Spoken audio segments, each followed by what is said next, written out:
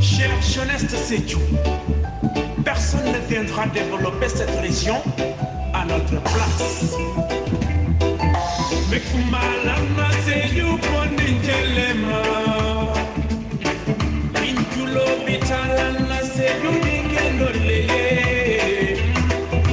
Nima Wili Masibo Belalangane. Assalamu alaikum Radio Foot RFK Radio Foot Kerakunda Radio Foot International alhamdulillah badin halbi kamurna kanaka badul bi konton kilin tutani konton auditeur ni auditrice kal konton alhamdulillah badin min ketal émission de rétro et souvenir ak émission de dimanche ce dimanche à partir de 9h sur la Radio Foot.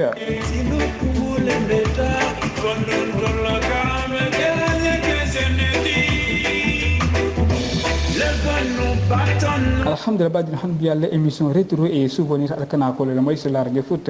à partir de 9h sur la Radio Foot alhamdulillah. Voilà, bah, du coup, on a déjà gagné doyen Mofle donc émission animée pour le monsieur Arfalon Conte depuis la France, monsieur Tour depuis Dakar avec notre invité monsieur Lamine Kouyaté depuis Kolibantan. S'ils sont pas capables, ils n'ont qu'à aller. Et pourquoi c'est tout et toujours en arrière? Les femmes et les jeunes n'ont pas de boulot. Mais pourquoi c'est tout et toujours en arrière? Même nos hôpitaux sont tous... Rétro et souvenir ce dimanche à partir de 9h sur la Radio Foot. Alkana Koule avec notre invité, monsieur Lamine Kouyaté, professeur d'anglais depuis Mbour, originaire de Kolibantan depuis Mbour, professeur de l'anglais depuis Bourg, monsieur Lamine Kouyaté sur la Radio Foot International. Mais dis-moi, c'est tout, pourquoi tu es dernier? Oui, c'est parce que mes fils m'ont toujours trahi. Mais pourquoi c'est tout et toujours en arrière? C'est parce que nos dirigeants sont des voleurs. Ok, Badi Hanbi, l'émission Alkana Kole, la rétro et souvenir à partir de 19h sur la Radio Foot avec monsieur Conté depuis la France, monsieur Touré depuis Dakar avec notre invité monsieur Lamine Kouyaté depuis Mour. Mandinka Koleko, Nimula Mata Kunkoto, Mule Daba Nula non. Ikuni, Mekumalama se. Assalamu alaikum Radio Foot Kerakunda International auditrice ani auditeur mbal be kondon momo be plateforme de ben la moy en direct ani na badi internet ol fanal min kan la moy Facebook oto ani YouTube oto ngal be kondon yo arfar lan konte wol bale plateau do akala émission présentale rétro et souvenir commune dal ka kanyam bi la mona 25e numéro de bi dimanche 31 janvier 2021 bi 31 janvier nak ani date coïncidere date mi yalon ko date historique olum date sunuru mbalamu minkito le 31 janvier 1981 de Kerakunda accident kiraje un incident mi yalon ko ay Mosey be bandal dunkilim fon dinkelu abol ko no ninke walo anin dindon bi ben wala mémoire et rendre hommage kadwe nak sey baadu musulman be dani mom ben la mola e duake wala e fidawo kay fala ci arjana kalanke day. Alors nimboto ko non si ndoku ñul kon ton comme dal taka ka ñame no consultant ndoku ñu Serif Makoulou Touré professeur d'économie familiale na réalisateur technicien Ousmane Wolu depuis Espagne ba fana kon don ani afana do ko ñala partenaire mimbe chargé de montage la Lamine Touti Dramé un économiste également un statisticien ba fana kon don baké na digelu min kan accompagner Kabiro Camara et Lamine Fassad Diassi na responsable de Castel min ka invité ñu rin kan ma Sekou Mami Silla depuis Italie Sefo Soli na correspondant monsieur Soli Kerakunda monsieur Dabo Doudou Dabo et Sidi Diop mo le journaliste ba animateur ni ci bam jakkunde ngal be kondo donc bi nak be mi recevoir la double casquette wala quoi un enseignant éducateur maté en même temps acteur de développement non mol mati melon ko sawarta baki association no ko la kapaka wala ko télé sensibilisation kono kan funding kel fankande pour que bulo du ñoko rek kelinde pour que na paka fi den notamment ko libantam commune ko le keta monsieur Lamine Kouyaté un professeur d'anglais aɓe résidé Mbour mais Koulibantang Kolomato d'origine donc si Lamine Kouyaté bulana ani auditeur le ñoo kon do d'abord kam sa fay bismillah auzu billahi minash shaitanir rajim bismillahir rahmanir rahim arfange konton nge do kuñol be konton min kata Chérif Makolonti Monsieur Touré nga monsieur Dabo ñol konton nga Kirakunda alkal konton nga Kirakunda almam konton nga Kirakunda sate mol be konton nga pakaw mume be konton nga la auditeur mume be konton ñinketa ñi kutumi alon ka diata ñu bak kan invité alla ñi radio to min kata radio foot Kirakunda international yo anata tembe lum fe mi yalon ko lun no mi yalon ko janimbe dunna janimbe présenter la folo fo nga kafu mol ma biring so manda mel yalon ko e be ñi groupe ñi kono be plateforme ñi to e bi jeto ka duaki sa wonte les mel yalon ko comme ya fo ñame 5 en 1981 en 31 janvier mel yalon ko e min jio do atakira ko ndasate kono mbe Kirakunda sate mume be kontona sauna mbe paka mume be kontona sauna mbe kafla mol be melo duale fo ala siyan fuma itel mu lata milkan ala siyan fuma ala sidundi adena kallanke kono dembo toto nde mu enseignant de comme ya fo nyami Kolbantan no munti amonda Mbour dron o ala dron parce que momo dron ala ko ebe tar la dula mi ma fona fo traw ma fona voilà enseignant no munti mi yalon ko na poste folo o mu bakel lati bakel bala sate bi ka fi je tourimi sa en beda min karandiro wala mu ka sate mi xombal à quelques kilomètres de Thiès sur la route de Touba yo mbe dan na wolto folo fo ñaar domani machallah monsieur Kouyaté alma duwal jaabi la alma kayro sabati la yo donc janimbe duna kacha kono e lafta ke jin ka bari ko Kolbantan diwna meti siru may wulu tawolta men tawolta e binam binalo lo ne nyaatu domondi bibe siru Mbour mais lafta ka Kolbantan sate auditeur mi malo abi dunia tara ni male mune mala histoire woti si mune domondi fo no sate ni de misi mol attirer no fo sate ni kata ka je découvrir parce que na objectif fo mol de lafta ka paka findande donc Kolbantan kacha mol de domondi pour minimum sate ni longo arfan merci Kolbantan na histoire nga domondi mi lonje mfanambe mbe o folale yo Kolbantan ye mim fonni parce que ya fondel yele wala mo nyinti ko mi yallo o mo fulol ti mi ya sa te créé o fulo to mo kolile sa be sire no yiro men ko to bantan bitun say moni mol bita ya ka fo bita kolila bantan to ya yo say o fulolu wolu nata na bejeto lolu ya fa fanam baynun kol fanal sotala min nata na trajeto parce que baynun kol wala yatin na hani na ba côté lan del ma fona jannan kol la farol siata je parce que jamal ya fa ko jannan kol le baynun kol kileje ka boje yo jamano tata njaay kunda dol na da soto je o njaayolu ya fo wolu le belun sirinda ma fo na tato fon soto nunne je ma fo tato fon soto nunne yo on tarta wolo kono fo wolu ngamira wo dalilo le fon yatna alkaliya be njaay kunda kol bulje yo fo be data dunta islam ko wol fanan dunta jeto wa islam ko be dunta jeto yo dole ni min fo fanan ko almami folo o to mo soiro irajan wala keta je Kolbantan almam folo keta wolti bar hani min fanan beje min fo ya fonte ya fo fanan yelo fanan mamira soiro nyinje amaje yo sai amonta ko ni mbol nyam yo itatanu wala nyama jeto be wala nyama je sa teto butum mo dol bina sa te be wala nyama jeto bari tato min belum je mamira minun kila tatati comme ça milia lon ko ka wili kata dal conquérir kanana mamira mo sifat parce que ça d'après ça tar dal fanalu anene sotanu ne inene natale ko be attaquer la al min nata ka be attaquer dolu ko sa tar la dolu ko beri nata e filtale dolu ko sino le ta fafano kete manna parce que la attaquer sutol la to manna naki mon da bolo nyama doli fanal la satar dalto o njaayol fanal be nata banne frein wol be nata banjele frein amunta ketol nyama histoire na tawol nyama nin ko mun safono de façon résumé kol bandana histoire o amuliata be wol nyama badum comme histoire o lomu ni dol si do fono e do fana dol sotuno parce que min kulo mi yalon ko nyenta ka safi bara man safi malheureusement bara tode o batana nyine bala yo kol wo mari nyim benu sirum bantan jolo ko bar fulo lo munu yo bar en même temps avec le temps wol dol lo nada tale yo askeno temps entre temps bay nun ko lew remplacer yo bay nun ko lu fanalo ina kelo le nata wol fanal bonni jeto yo lu bay je lu bata jeto amunta bol nyama si wala fono kol bandana histoire auto pour l'instant voilà merci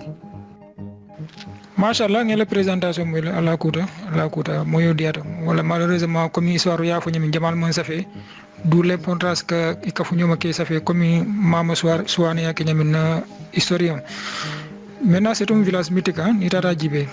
qui est devenu maintenant le fief de la commune qui porte son nom, la commune de Kolibanta. Min kabo kera kuna kata fu banta njaye la altol commune mi an kal nata wili wo kono kal tesiti pour ka développer à travers l'association kuto la ka mais nouveau comme dont était le secrétaire général de ngamre minalo wala kacha kala demande mais pour le moment ngalo il a fonctionne imu karandi lalti la frekalo kamuna karandi ani wati jimale a commencé quel est ton parcours jani bina dumna o karandiro kono pour des jeunes qui veulent s'inspirer de toi quoi. Merci beaucoup Arfan. Et la question est importante sur Sodal. Parce que l'homme follow ndiamuta ni groupe économique mu radio foot Karakunda international te ngo fonu jitale ngo bedintel na entrée sur ton footata Sédhiou nga molle taranyato minketa l'actuel maire monsieur le maire minketa Sidia Dafeti mba kontona ani yoro jasi nyolu mba tafana kontona wolle téléphone la xamou din téléphone donc c'est normal que téléphone be denol yan téléphone long et na parcours long ya lom passé tamen tol tola ñing kamala téléphone si xamo sotono ñami ñama yo nde wuluta kolbanda nga karan commencé wolto nga CI ke wolto fo nga CMD ke 98 lo nga entrée soto entrée certificat yo bir nga entrée certificat soto ndelo ma fa mu me bela tout dalla ma fa na geto 5 mois mi polarisé wala lycée o be Sédhiou ina tantal be orienté Sédhiou o bi orienté Sédhiou na tanta orienté Sema Pata Diagne yo ba pate ndata wolto migi to fo alnata makoy nga befe mo soto je crois bien en 2001-2002 nata na lycée Ibou Diallo de Sédhiou lycée Ibou Diallo de Sédhiou futata je fananto alnata makoy bon birim futata je to folo puisque bon je me débrouillais un peu en mathématiques yen sambana yen nata SOK bon nga SOK bon mais puisque Jamal Melier Longieto avec un peu la folie de la jeunesse anglais katra diamo le nyamatin et que non Kouyaté toi non il faut que tu étais en L prime ya jele o année fana malheureusement fana année composition no dasata nous nata nous fetol no village be muro la Sédhiou nata accident ko silo kan be nga accident ko silo ko ni composition considérée pratiquement manana moyno sotono donc on il fallait que je reprenne nata classe reprendre ben classe reprendre même le professeur le préviseur même en personne a connu que non Kouyaté il faut que parce que molbe d'accord tout le monde était unanime hani ayatra ko qui n'est pas mal en mathématiques mais tout le monde était unanime. Bon, après quelque part, je me suis dit que peut-être ils ont vu mon destin. Maintenant, balan, data, ngabolo nyanyama. Mko comme au moins en eldo koni kono Kouyaté, molié, n'tel nga mira. Il faut faire la L prime. Bon, grave, c'est pas grave. Donc, nata la première L prime reprendre. Passer première L prime d'ailleurs, donc année maintenant. La même année. Natana concours organisé dans la région de Kolda, c'était l'ancienne région d'ailleurs, parce que tout le monde a une séparation manqué nous. Le concours Molo, bon, je crois bien, ni la première fois en temps, mais c'était la première fois en tel n'a participé Dieto. Al Natana Mako Dieto, j'étais le premier dans toute la région de Kolda. Année là yo nata passé en terminale. Bon, terminale nata na bakoke en 2006 al nata makoy bako fana nga bako soto jeto avec mention nata université. Yo bi mu futa université futa la première année 2006 2007. Mbije ka funyo bembul yemi yalon ko ka fay Aliou Dramé. Depuis 6e de la benu nyonkan kata alfien da fe nyulu useni nyulu de la benu nyonkan. Bon, ni à chaque fois qu'on a benta université donc aka foni ko kuyate ngata école normale. Kuyate ngata école ka ko non te futata jan sans je préfère ka torjan do mondim ka université ka 40 do mondim folo jan mbira l'école normale. Akoni ko non ngata isano janne en même temps ngata nga inscrire université ngatra en même temps école normale. Bon, ak wato wani na benta safoni. Ndo fana ta koni ko do table fond sax mbe ko do dilé la yela dossier préparé et inscrit et itaje to nga dossier déposé. Bon, après nata fon kon kay ko non c'est pas grave. De toute façon, mais notre dossier rassemblé, je vais voir. C'est comme ça que data nga dossier déposé école normale. Donc, école normale, mais un dossier déposé, j'ai déposé 2007 parce qu'on tel fera 2006-2007.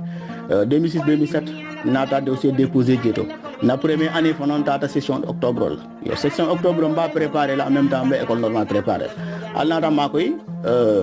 l'école normale n'a pas marché, la session d'octobre marché. Ça a passé en deuxième année, mais l'école normale. Bon, maintenant, l'inscription annulée, on va maintenir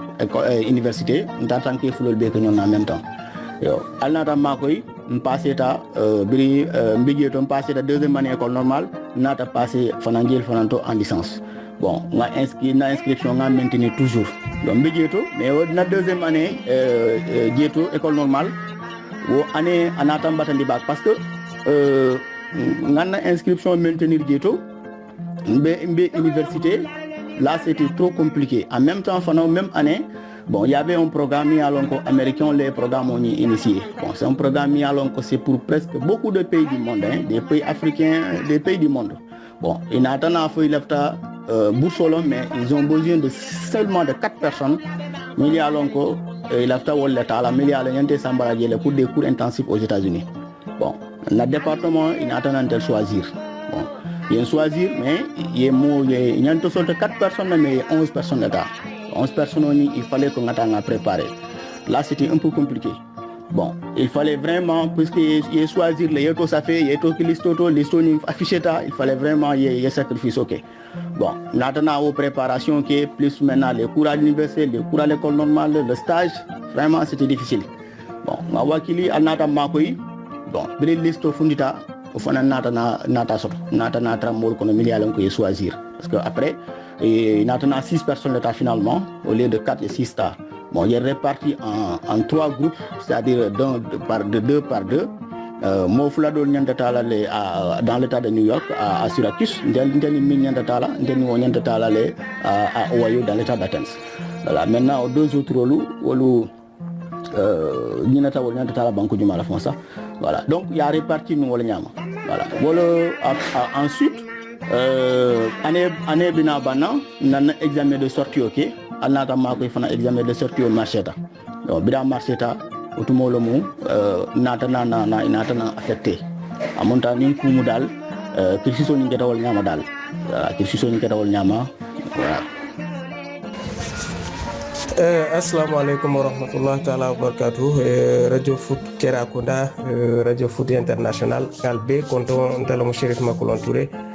professeur d'économie familiale et sociale au lycée John Fitzgerald Kennedy. Mais auditeur mo be kontona be auditrice fanan be kontona be momo mi alon ko be la mo la 500 be kontona ni mi alon ko bina la mo la sur YouTube ani na compte Facebook on be wol fanan be kontona yo ben invité kontona min kera Lamine Kouyaté grand Lamine be kontona baake be ndo kunyo kontona mo alon ko keta le statisticien l'économiste Arfan la compté depuis la France mbe fanan kontona baake mbe ñi dol fanan be kontona mo alon ko kan wolle kan accompagner émission Voilà, monsieur Kouyaté, vraiment nous sommes très ravis, nous sommes très contents de te recevoir sur ce plateau. Et il a une souvenir Jamal Sambanyana depuis Sédhiou jusqu'à maintenant quand vous étiez au lycée, ça va nous voir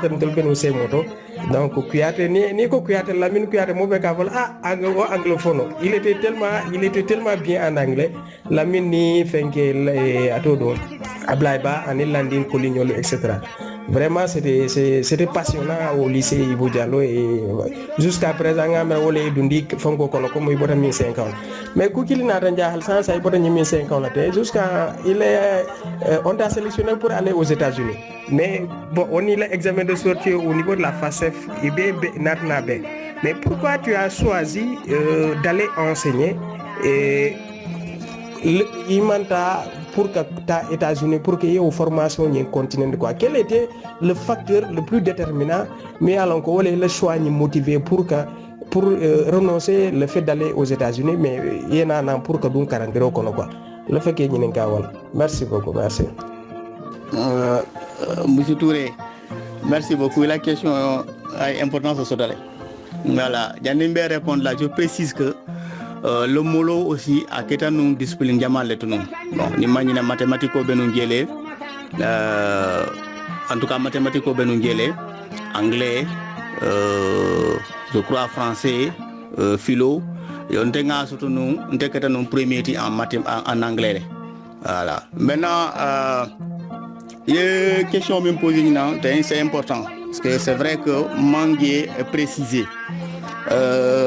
Djebri wato menanga testo ke ngambandi parce que y testo le ke testo organisé testo mi ya lonko monsieur Touré nélement devoir que nélement examen que nélement composition que min koleata wut wo wa koleata fatambita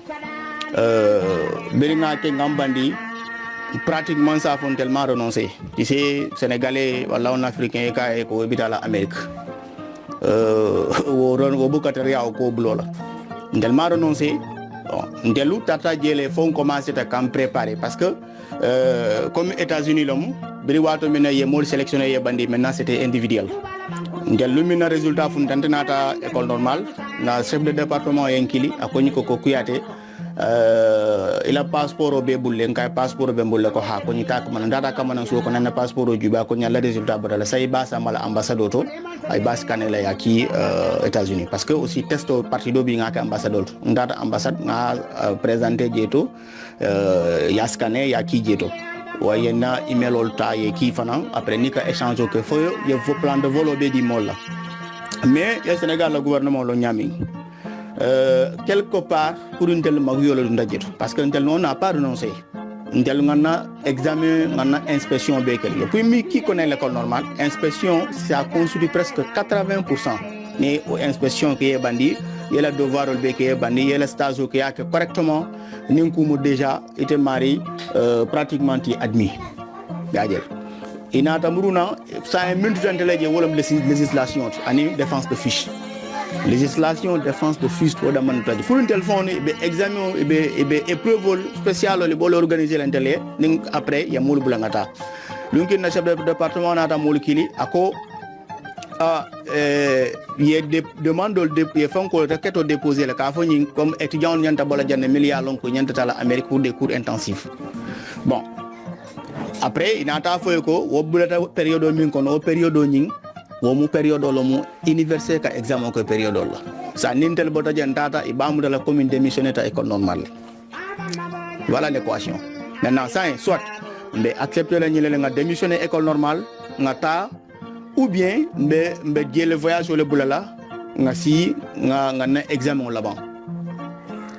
après comme nous étant jeunes Amérique fanan comme c'est un programme mi ya lonko après na lié bandi maintenant le séjour be banale sans séjour on a banda ça better la jetolé après sans papier là c'est un peu risqué donc pour quelqu'un comme une mi alonko une femme avait décédé là wato maintenant autrement la femme j'étais encore très jeune bon je suis un orphelin maintenant on trouve et là encore creuser on autre ou bien l'approfondir davantage là je n'étais pas trop prêt à le faire parce que aussi au début moi les infantindino mais birinda da jenni mol ka kacha mili inverser la réalité long milieu vieux la réalité long ni ka kacha il y a explication de nata comprendre que donc je n'ai pas fait un mauvais choix nak kafnyoma mi yalon ko fana a impulsé quand taje fana certainement a impulsé vers vraiment mi yalon ko c'est pas aussi mal ya jele yo amonta don wole atina après nata janim ben décision fontala parce que autumo la ndela passeport déjà yo scanner yo kile fo ya be fo mole ni kan na swala albe lozi la daminto al kadomor sifa al mindomo al lafta basol ni mun la wala sajado la to yemul ni kaw bela man na swal be ngambandi ya yele bon nata c'est nata délégation kan dal na chef de département feje ngani ni ngay ko sai ite ndel conseil munela ngata bang yam considéré yang comme démissionnaire dale ou bien nga si akoni ko atefana quand il était jeune abenu otumola étant jeune enseignant anene kafunyo sotole mi yalonko otumola nu abedo ko la onata contrat signé contrat mi yalonko ay nyanta min sotla je pratiquement wo mu ala joro la triple anata la kanandiro bulata to jo atata o do ko a démissionné tata to do ko abiji abo do ko la o do ko dum contrat depuis au contrat banta il fallait que ay muru ala do ko ay muru karandiro lo balate munno je automatiquement parce que démissionné ta yo nyindo dum contrat anata si pendant presque des années sans salaire akoni ko la o mukulti mi alon ka fana secret mu da bo fala moli donc il avait regretté ça donc akoni ko États-Unis c'est vrai que c'est pas petit mais avoir un salaire chaque mois aussi il pense que c'est encore mieux amon taw dalilo le kam yatinna la o ko bulano je mais kula mi alon kay mol toucher kula mi alon ko ndel fond jamal be regretté tal après parce que tout le monde nous on était encore jeune information jama bidje mol soto bon on était peu encadré aussi après mol nata nante fona professeur anglais do bidje mi yalon ko ata in soto nous au lycée Ibou Diallo après nata non jetto pour le B2 lu non nabe katiala koni ko altata dal nata nka ko no man nata ko koni ko pourquoi nka ko parce que il y a fo mo le nintata be considéré comme des messages koni ko mais il fallait partir akoni Amérique ko te ko organiser la mi yalon ka betal la tan non ça veut dire ko kule que c'est du sérieux après ta fona ta kafnyo soto mi yalon ko c'est une indonésienne ñol long à travers ni échange email lol tan naka kacha ke fo après nata tankata amio Facebook be kacha la lobi ya koni ko tel tata la koni ko mais c'était intéressant par la suite dol fana be jewol fon man na say fon ko tuta jele ka continuer la cours la donc nintel ngolon non to min daranu mais comme on le savait pas du tout mananata bon par la suite il nata mol promettre comme Sénégal yalo nyami nyam ka fu ko comme yentel tester la ngambandi parce que c'était un test très dur c'est plus dur que le TOEFL le test of English as a foreign language c'est plus difficile que ça ça nata ko yentel tester la ngambandi ça un résultat bi jele à l'ambassade et le programme ol siade ni programme do naté be mo dund lol kom entre temps yental dol affecté Bakel finalement bon kula mi yalon après manana lo no mo nyam amunda dron ko nyi keta wol nyama dal mais sinon on l'a pas renoncé on voulait vraiment coûte partir mais bon comme Sénégal il fallait que ce soit comme ça voilà. Wow, merci beaucoup monsieur Kouyaté, l'explication est claire, vraiment c'est très limpide. Comme Sénégal, là, il faut que ce soit comme ça et puis ça s'est ainsi passé, les choses se sont passées ainsi. Et puis comme c'est un projet vous n'avez pas du tout renoncé. Et je pense bien qu'actuellement il y a une nouvelle position, c'est permettre en cas de besoin, tu peux aller aux États-Unis, revenir et tu peux toujours revenir en tant que fonctionnaire. Voilà, merci beaucoup et je pense bien que vos projets il va réaliser là. Voilà, donc finalement Kabri bon Allah OS le bota donc OS les hors de service le bota y fay Bakel. Donc Bakel y quelque temps qui y inarna muruna jusqu'à actuellement il bota min folé ko actuellement tu es en train de servir au niveau de Khombol donc juste à quelques kilomètres de Thiès. Est-ce que si muruna na y ou fenke ñe domandi de Bakel jusqu'à Khombol il a la carrière d'enseignement au Kono, quels sont vraiment les moments mais allons qu'il la attention retenir baké en tant qu'enseignant, en tant que professeur d'anglais. Voilà, donc il y a expérience mal tirée, il a carrière d'enseignement au Kono jusqu'à maintenant. Il a commencé au Nimbitem. Il a fait demander fonnier de fanata quoi. Merci beaucoup, merci. Merci beaucoup, monsieur Touré. yen affecté Bakel, plus précisément à Tourimé. Tourimé, c'est pratiquement à 7 ou 8 km de Bakel. Nouvelle création de mon école, c'est mon créé en 2009. Brim Fourera Djeto, alhamdulillah, parce que Djemou jeune le mis à l'encre des jeunes à immigration. Foulol le budgeto Sarakoulel Nimbambarano, Wolbe Wol Nyama, yo finalement presque Hane Moussoul Katalefon, parce que Ninko Kielbe Katal Han Moussoul Katale. Donc Jama Vejeni, enseignant Nata, et que enseignant Lozendi Fayele, parce que Moussoul Daman Katraje, but between the Bende Fraja Alnada Makoi, parce que Namodo Lonu Université Nata au Kilo, Fanata Modola numéro di Najeto, Nato Kilibirindata, Nata Tarawolo Soko, Nata Tarawolto. Faut presque 4 ans, Bessouni Kono Jeto. Ça fait un temps de Jeto, Bessoul Kono Jeto. Départ au Mbidjeto, comme étant jeune enseignant, Nimbijeto, 4 ans, Nabuno, Kono Dronga Trason Ninjeto. Non Nata Boye Nata IF, Ninke Bado Bekaja, Nainka Momo Lanka Molong, Nainka Momo Lanka Mofana Long. A connu Kobari, ni fundita bando de ni mole nyolon, tu n'auras pas seulement pour le salaire. Après, bon, peut-être quelque part il a raison. Nada n'a commencé ka molu fréquenter ka fundi jeto kata do bije na élève dol bije comme ça tandi non kate la sul kono ni ka kachaje parce que tout le monde si a presque un collègue d'antenne bije presque mon sabalom plus le principal parce que classe flo damane be non jeto o mo flo do bijol be kata bikeno la bakelle yo ndente bu kata bikeno bakata ka sijele ngate wala sul kono nimmo jama nata nyolon sate kono jeto nata sate nata ku jama lon sate kono jeto do ko min nyelon jeto wala mu nyinti ko solidarité o solidarité ni c'est à beaucoup de niveaux solidarité ni e da mawnu tema ka nyom makoy fo sitamano solidarité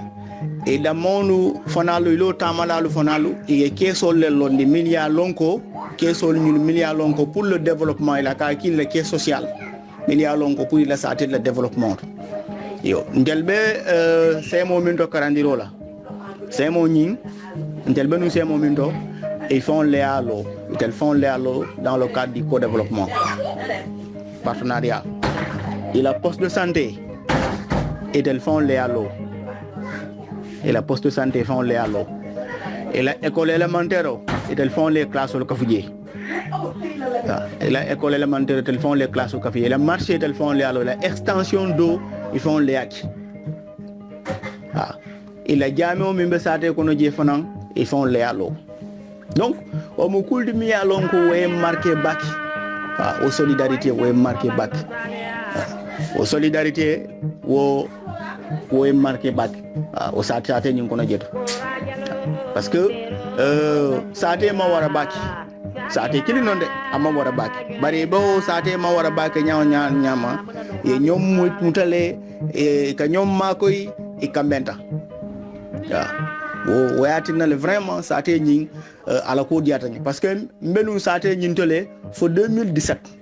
depuis 2009 2017 nga 8 ans ki jeto 8 ans ngol ke sate ñing kono jeto ane membe be sate fon kono jeto na keba do bi jeto parce que sate kono meta je kata molia ndata la fo jeto presque sa fo no dro nga fa soto jele nga ba soto jeto ndata jele keba do bi je nga sala lumi nan kayen affecté le comme na bambara man koy bak nga fa di maya fa bambaran kona ndanga ko France kono ya fa bambaran kona ko pourquoi capitala fo été le abondi jang wala fon no capitala di no ñi kan na fa en fon no bari amonta mbital la drombe tal parce que dalilo le ko le bembulu bari nteblu ñi sate ntew bulano la parce que sate ko ñanga min solo ja siatale yo mbotna wolto otumo fonan na cible manke no xombolti laftam da min fon on tan xombolti babitum e ko ni ayatere ko be karole bunna ya e bulo man na fudo ni na ta bulo sina lolo mano fonan ka officiale nata nana xombolta aussi pour des raisons nata xombolta yo birum fotata xombol fonan xombolum fotata je 2017 ol kono 2017 o kono on fotata je ngamin constaté je xombol je to wala mu les bonnes volontés les bonnes volontés parce que jalendel bina je nyim fon fon nyinu ne je la cantine je to chaque année camion kanale bukala kabana min tolto akana je to le camion ni nalo ta je to ya foyal malo jindi tulo la le jindi je pour élève ya obe wo ndem ma wotra je to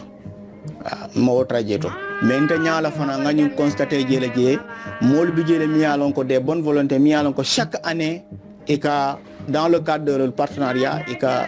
organisation qui je to pour ka élèves primer les meilleurs élèves pour ka et que encourager ye wakili ñinam fana tout récemment ñaala je fananto mo fana nata je mi alon ko ako élèves mi les élèves défavorisés mi alon ko ila molu ila alpha le fentebulu a mari nata je to je crois bien 25 élèves mi alon ko la inscription akaba be jolal d'ailleurs fo ngamire kani faxo ani ala cheko fon nata jele aya dila yewolo fo mi alon ko 25 élèves ni fana atele bo la inscription jola o fana mo kulti mi alon ko ay marqué baké xombal bonne volonté lu aussi falten vraiment partenariat la côté là way marqué jël yo jeli solidarité l'esprit participatif minketa turimit et turimé presque au secteur de fonambe bolo ñam et dans entre les villages o ma fon nga constater jet fon akete abolte ma rivalité lo momo kala fe la sate wala ko tambe ñi ndol amunda drong surtout turimé quelques exemples ngol di yalla tay si dol bi jete kol ka sate kono fon est ce que non defa mo dollo wala sax ñi soté tawol do la mesité mais wala caisse de solidarité franchement aka ko mi be ka saté kono je sauf les travaux lourds comme bitimage ol tay wol si fal tay peut-être wolu il mawli ken ñala jeto mais à part wo na manké woti wo e kam moli jele fon ravin be saté ay dulal saté silo dulal kuntu e kam mo jela ay engagement ta capon mo be jel mo be jel tout. Franchement, c'est des gens très solitaires. Voilà, moi, le soto côté là, même faut nous le dire. Merci beaucoup. Alors, sans plus tarder, on est pris par le temps. Tant minute à mon diafo quoi. Mais on va aborder une dernière question. Avant-dernière question, bien sûr, mais dernier point. Voilà qui a nouveau comme tu as parlé tantôt de il a rappelé il est souvenir mais a retenu le carandularo et be carandirol dami wala qui a développement national ça té mo organiser ñam solidarité donc on sait que tu es quelqu'un de très actif dans ces domaines là dans les mouvements associatifs depuis tout petit kabiri be élève même au niveau de la commune il a commencé dans les mouvements nawetan au niveau de la commission sportive ni mo jamaay ñolo wala ñu commune ko no voilà jusqu'à présent notre association kutolo nal ko Nuvicom lafta ya fona auditeur le munam Nuvicom de et Nuvicom dans Nuvicom il y a une nouvelle vision voilà c'est entre les mona kunati kutama pour que banque développer bayri ñim plateforme de nga invité mi soro na janga mi tele mo monni lulu njawte mais momo ka fole ñanta min kenol banque développer c'est ngamre mbey olon déjà mais c'est entre le tout ce monétal be mona natle de nouveau concrètement nous avons le programme pour que la commune développe. Anim fana ni mi lefre que nous comme adhérer be kele ñaadi le pour adhérer. Voilà, anim nous avons l'objectif au fond. Nous avons le mouvement ñin créé quoi. Donc voilà, nga ka rôle d'abord après avant que les dernières questions fana poser kay bu so ko le temps jam fata quoi. Machallah. Merci beaucoup Arfan pour le témoignage là. Yeto nyala fo makke bari inyanta makolon fanan kafraje kekendol ma fanandi kekendol ma fanandi e ita fanan vraiment unde ko fonko fo molel der dunya foka nganya nyola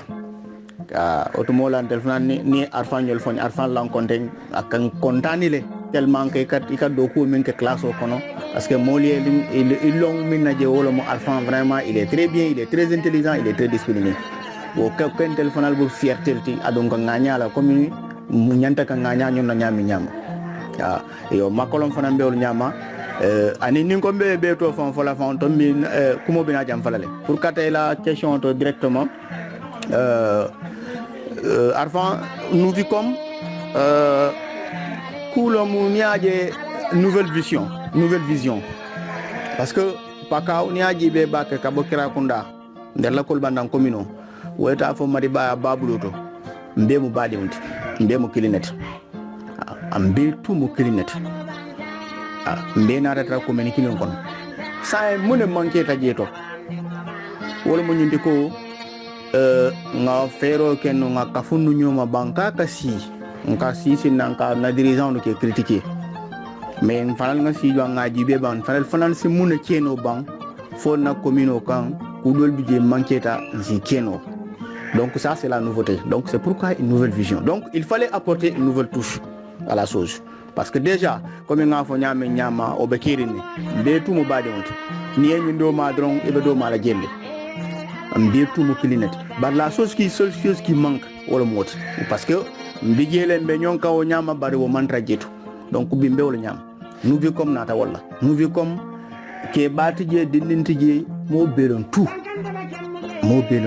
vi comme ay mo kusol bele touché yo nous vi comme mo bele daba kon pour ka dunjeto ko kule tije miya lonko nyantolo kala pour dunjeta mo le ya lonko ite tito sans concerné ite yenyi jeyo ko ite dal ite fana e be nyimban ko be nyin commune kan Kolbandan commune dunu muti yenyi jela ko ite fana dal ila objectif o muneti dal fana yekka fu moluma yella molka milbije do ko la min keta comme monsieur le maire ana la équipe lu ani modol min bijeto ka kafu make mako e pour commune se développer non ite munu be comme membre maintenant mol nada folo fonan ka fofon na damman ka ciakono ten ka fodro lafta kelo damman wota kenola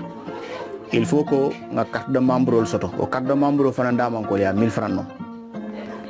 o bada jen nada fo fana est ce que fana ndem bul fay la ñokan parce que kanyim la min foden dans le cadre du co-développement c'est quoi ça dit jama bi jital kala filial ko lafta ka ñin ku kar ki jang ale partenaire soto partenaire o kale ko nte dem ba financer la jusqu'à temps maintenant le reste atelier bakela nal mari njolu o ko do belade nje al siyo ko do tanole al yo do koki yo san mbota fo la janne mi ya lon ko ka école ka élève le premier pour qui pousser parce que e bota ñon concours molo min fone objectif o mo lati juste que pour ka mol pousser lo mu ka karang woda manno yo aussi falo nous fait comme si remise de prix organisé nolé ñing kamala pour di non min biye qui pousser si karang encore fana na commune kono jeto poste de santé bi jele case de santé bi jo case de santé ni poste de santé do bi en kan tala bola jen kata do li ya fon nka miltun ko mo wolle fon la niveau bewol kan bari différence o monete borol bewli antel la je borto jeto donc anti o fana ke nole anin na partenaire olu parce que si partenaire olu fana ñini nole partenaire mol be kerne milliard lonko e ko groupement sifal damal lamay si partenaire do ñini nole milliard lonko isi mol ma koy nole wala nim parce que do bi ja si keno de arfan ete be dam yem modol do fana mbed la do lo njeetu donc o mol fana ligne groupe sifal be keri e kalano groupe ol kanali appuyer in kamala fa al imade ñol si borol ke la dol bi jeeto bibliothèque ñolu ou dol bi jeeto milliard lonko wal si kenole donc nous vi comme la à la objectif au monde nous vi comme l'objectif au monde amunta dal ndo dal to tay maintenant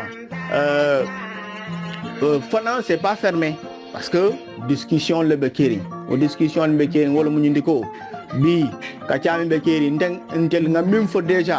o be laari ne banni modo fana nata ko modo fo minya lonko ngaaje ko de ñi min fo tan c'est encore mieux que ntel nga ñi min fo déjà tan molta balana la iyo alata ko la fana be meññente momento bi nunto presque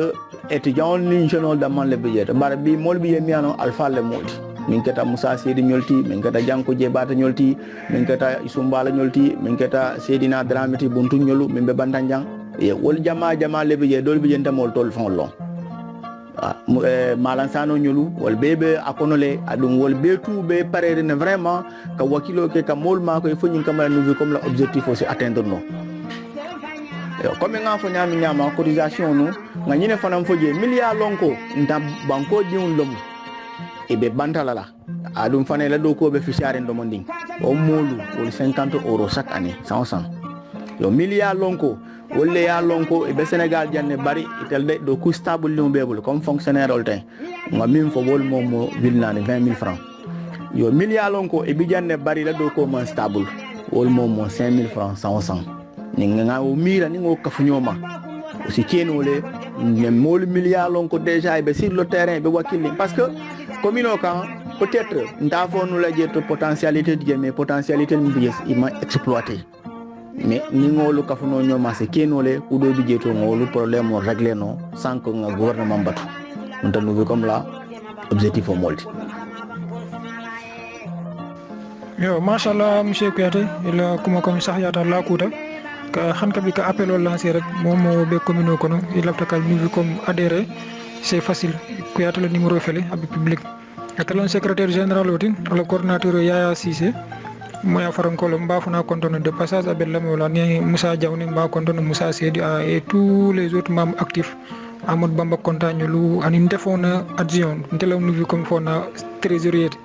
bitum kabirna bonan Sénégal lin sante na adjoint min keta Ibrahima Kotati wala be marari keso la mais be kontono fanal be en direct la plateforme be ni émission la moy kan ani radio foot Kerakunda international fi mais be konton tout Sekou Seydou ñulu mañina mula momo be janko ñulu keba mina be to bundu ñulu ngi be konton Idrissa Diadio ñulu nous comme membre ngi be konton to alhamdulillah et ngamira peut-être programme lu ni commencé te descendre sur le terrain et base be mo lonal kende ke wilta min kama isa comprend mais bismillah et alhamdulillah jannote mo rek momo lafta kana bunda be yeling Kouyaté sen tam filata sokura kacatu mo met abe diaru man la fakalo jambari sawoten na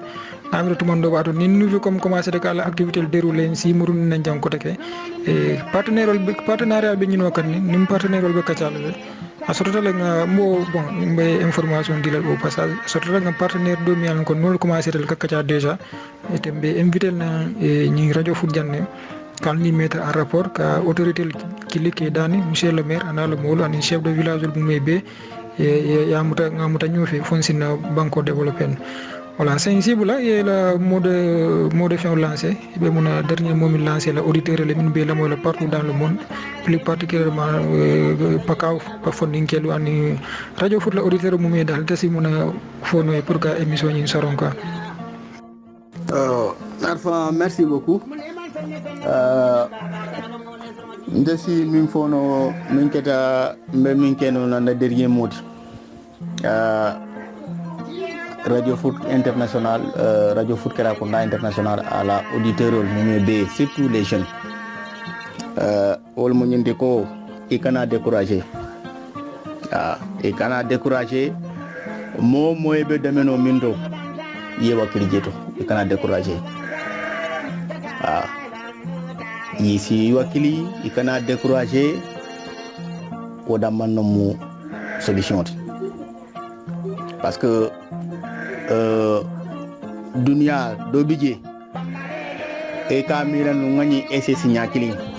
amam betia ni ngaka fula nyawta betia la non ak fula nyaw ya jube ani saba nyaw fon ya essayer ni sa keno même une quatrième fois à essayer mol mil ka réussir dans la vie wala mol les gens endurant il y a long ko beaucoup décourager wala ka réussir donc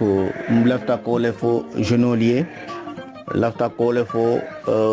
milliard long ko wala mu peut-être élève milliard le be cran kan wala dol milliard long ko be métier do la lafta ko le fo lié yo lafta kamim fo banko mu me be wala mu ñindi ko comme nga même fo science nga surtout nga exemple mi ngeno bakel wala mu esprit participatif foko du kare mawle be nga wakilo kennu nga nyomutanu ndelle denta kolibandan komino la nga kafunu nyoma nga kenn nga nya kilinti nga mbulo faynu nyoka nga nyom mako yi parce que bi kukiling ba kiri niaji be bake le malam fa Kerakunda poste de santé fo case de santé la bije wala sutiata katabina nkola jare nkol tati donc bi min Kerakunda la poste de santé wala case de santé marcheri ya ni be mo bon la katabine ba sambala fo jare ya samba ya dan Kerakunda wala da handi ainsi de suite fo nyen côté dol fanal et o ma fon na ngaji jele ka sate fon je mi ya lonko wol infirmier d'état yole font engagé wala infirmier d'état les engagé mi ya lonko et la sateto ils font le cas jo yo ndella jeli ma fo tijeto bari molu ka mili joje la joro boko aussi donc ça veut dire que au moins ndel fi siato ñi ndolti do mon dinkele wol fon ke la posto lolé fone muru ko ke do biye fone mo engagé wallahi fone la case de santé le fone muru ko ke mo engagé donc comme kulti mi yalon ko ndelu hani wokal bije bari wokal manke dulal biti ça veut dire que nintel nga effort que de mon lindron e bajele ku jama bije mi yalan ka be manke rimbi o te manke la o bijele hanin na silolu nenga wakilo que de mon lindron parce que ndelu ale mol makole na jeli ale makole pratiquement nya jibe bake silolu kam farol min bije à part wolu le terrain est complètement plat donc a manqué un terrain accidenté mi yalon ko e ba fala penjamala bije mimbe mol fenkanda non o tijeto sinon à quelques exceptions près sinon le terrain est relativement plat hani mol le fondé wakilo ke nka ñom ma koy rek nka ñoo sensibiliser ndi e baaje la dol bijeto fondé se ko dol fond dara no le fond tellement sabat la mais wo be keno la nyaadi le nyama abe keno la ni mbe kafta ñoma mbe ngake kilinti mbe nga ñoo ka kilinti bindelle bijeto dalla nyanto wakilo kala certes bon mol ba fala peut-être même bu jante moi je ne suis là que de passage kol bandan diwno munta dum hansambe wolto jando sur le service et peut-être aussi parce que quand tu es jeune et que ambition sotole o ambition le yatina o ambition ku jamal bijeto il faut que yetra Dakar ma fon o dam mannom ba ni won ten kol bandan hansama wala diw mun dolo momunti adum be sir wolto jandol kay me jantol de passage donc lafta kole fo molie nga ñom mutanu nga ñon ko kiluntinu nga wakilo kenn milialon ko be karawna milialon ko be métier la ye wakili jeto métier ni te bara ni wakili jeto siré sur no jele karaw fana e bala ye wakili e man décourager fana siré sur no jele donc lafta kole fo molie ka molu be content ka était arfan content monsieur Touré Alfien Nyolu Ousseynou Nyolu be content na ka monsieur Dabo Nyolu be content na grand no milketa monsieur le maire Yoro Diassi Nyolu ani moto mal mul be ka radio foot la moy be content na merci beaucoup. Voilà, merci beaucoup et merci vraiment c'est très pertinent monsieur Kouyaté mbe remercier la BAC et le na kanay danko madia machallah je rappelle que Kouyaté comme arfa ya fanyame rek Kouyaté vrai atele intol accueillir parmi tant d'autres mais il fait partie aussi de ceux qui nous ont accueillis au niveau de Sédhiou mais alon ko siloli tandina est encadré surtout et BAC voilà donc il y avait une association comme arfa a expliqué le association des élèves ressortissants de la communauté rurale de Koulibantang. Kouyaté, il fait partie des initiateurs. Réunion ka kenu dolle sul kono. Voilà donc pakao nek pakao keba mi alon ka benu Sédhiou ka fa bawa mi korta alma ale nemo siama ka réunion kenu walya. Voilà donc c'est vraiment c'est quelqu'un mi alon ko il a toujours été animé par le développement de la communauté rurale de Koulibantang, actuelle commune de Koulibantang. Donc anime fana que ça soit sur le plan communautaire mais aussi sur le plan même sur le plan de l'éducation fond na fana la ay makoy bakel parce que encadrement mais alon ko arfam bota expliquer la et ay assurer nous côté la bakel vraiment merci beaucoup merci et je sais que hanibi na mi longo hanbi abo o 5 kilo motivation kilo wol babul. Vraiment nous sommes contents de bakel yena yene danko madia et puis fonkon min fanam fo ye suggestion minke ye conseil min di ngamre jeune min alon ko ke la moy auditeur min alon ko be la molani auditrice ol dembi nadiata le inchallah ani acteur de développement mu me betu mbe au conseil nyemba essayer la ka mettre en application voilà donc momo fana la fana tra il a fa ka dun no bi comme donc la porte bundaɓe yellinne et puis Kouyatou Bidjane Armand Bidjane Nte Bidjane Keba Dabo Bidjane ani ñin tomal ɓe to moɓe Bidjane mi alon ko c'est dundino fonko to quoi nous vu comme une plateforme pour le développement de la commune de Koulibantang et de Pakao tout entier. Merci beaucoup, Abarkabake, merci. Ok, monsieur Touré, machallah, ya fo nyami kan kabi ngamuru nan ko auditeur remercier bake mol siata min be ligne de mo be to fono mais on remercie surtout min be ñi diaspora to mala min drame fati ana la mawlu ismaila fati ñul ngi be konto bambo konto ñul ngi be konto Moussa di ñu nak ba ken do Moussa Seri depuis Paris ani tous les auditeurs Diallo Touré monsieur Diallo Touré mba fana konto na la dimbayal ani tous ceux qui nous écoutent partout dans le monde ngal be kon donc rendez-vous del inchallah ñin dimanche na avec un autre invité de marque janno tema dans la semaine programme binal inchallah programme binal on va le mercredi on va recevoir encore notre grand-père notre historien Cheikh Mohamedou Kane Moridi Mama Souane Mbo sur le mercredi samedi fana be dotala mo artiste international européen abe européen fana botala nabe kacala no botala e mana retro et souvenir fana natale dimanche inchallah rabbi ana barka fasila côté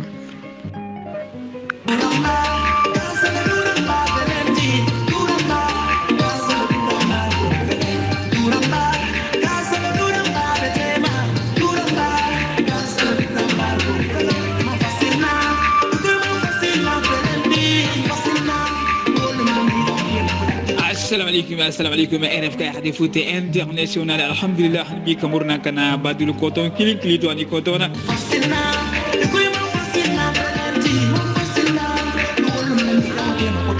alhamdulillah badina halbi yalla émission mi ngi de retro et souvenir arbo de ko la moy sur la Radio Foot International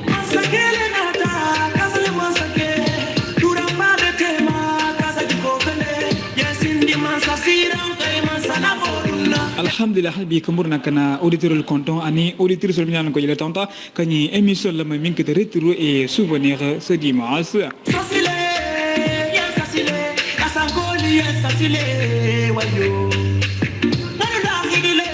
alhamdulillah hanbi auditeur ni auditeur sal ba ka dimanche la mi ngi monsieur Lamine Kouyaté depuis Mbour professeur d'anglais depuis Mbour anina qui est mi ngi monsieur Arfala Conté depuis la France monsieur Touré depuis Dakar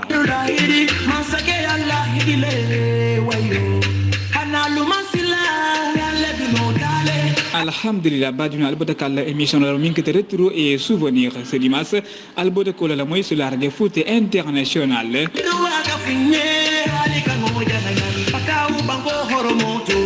ko sabu kamala kamurna kana auditeur le content il est la morñañu mala sur la Radio Foot International anina auditeur sur le qui content il est la morñañu mala sur la Radio Foot International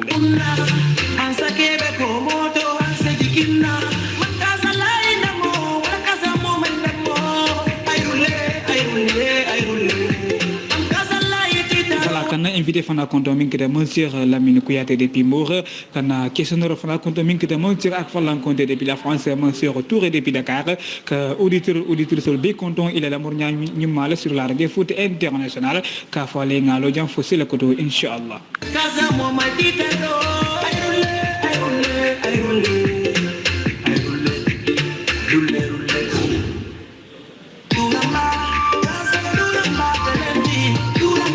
Retour et souvenir Albert Kola moi sur la Radio Foot International avec monsieur Conté et monsieur Touré. Notre invité c'était monsieur Lamine Kouyaté depuis Mbour,